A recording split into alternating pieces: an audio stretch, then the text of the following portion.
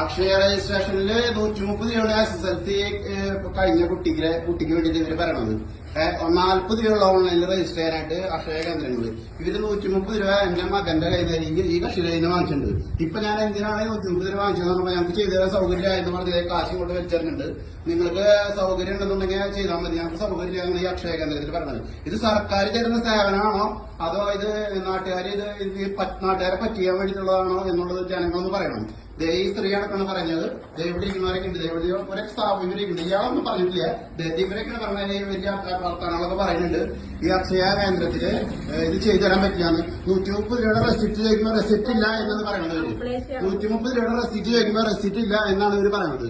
അപ്പൊ റെസിപ്റ്റ് തരാൻ പറ്റില്ല. 130 രൂപ നിങ്ങൾക്ക് സൗകര്യം ചെയ്താൽ മതി, നിങ്ങൾ ചെയ്യണ്ടെന്ന് പറയുന്നത്. ഞങ്ങൾ പറഞ്ഞു ഞങ്ങൾ 130 രൂപ തരാൻ തയ്യാറാണ്, നിങ്ങൾ അതിന്റെ റെസിപ്റ്റ് തന്ന കുഴപ്പമില്ല എന്നാണ് പറയുന്നത്.